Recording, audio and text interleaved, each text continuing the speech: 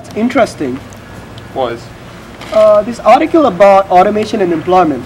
Yeah, what's it saying? The usual, technology is becoming more common in workplace and people are losing their jobs. Imagine being so bad at your job you lose it to a robot.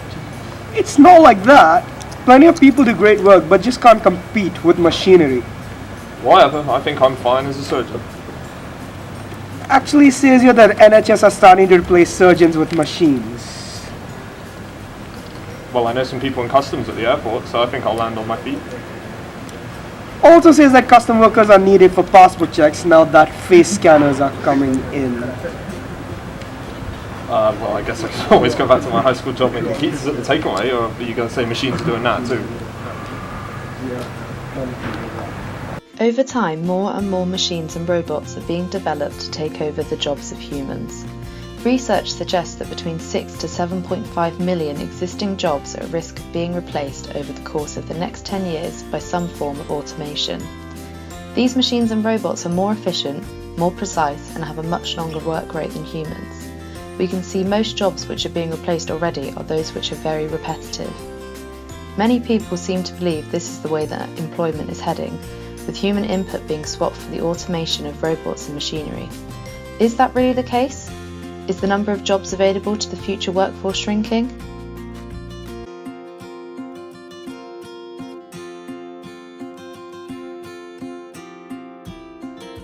We conducted a survey to see what members of the general public thought of this theory. In our survey of 100 people, the majority of our respondents were within the age bracket of 18 to 30. A concern over the impact of technology was clear, with 79% of our respondents believing that technology would impact their future employment prospects. Despite this, 52% of respondents wouldn't feel the need to change their educational pathway, although 29% said that they would, and a further 19% would consider it.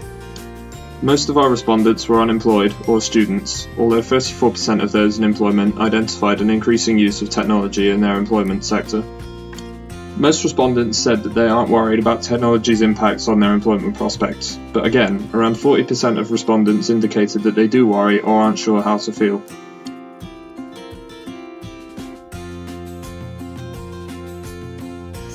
There are two areas I can talk about technology being used.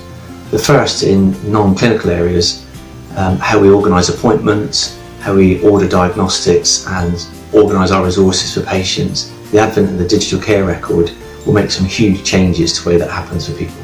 The second area is clinical, where the advances in robotic surgery, in blood analyzers providing point of care testing are two good examples. Yes, and the pace is even now accelerating.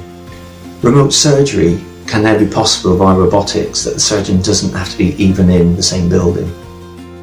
The negative side of that technology is going to impact on some jobs.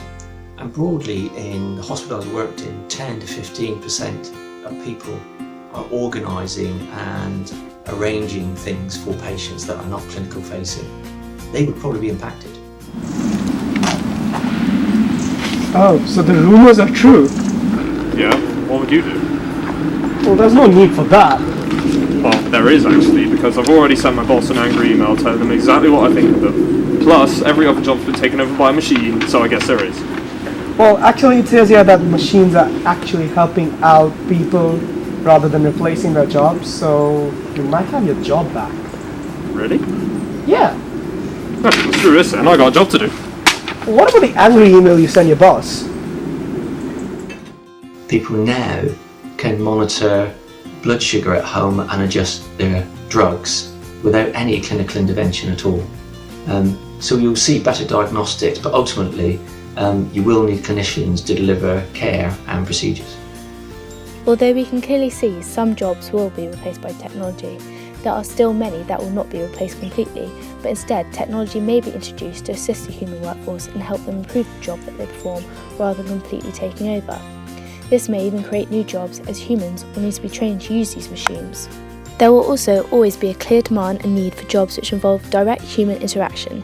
These jobs will include firefighters, primary school teachers and social workers.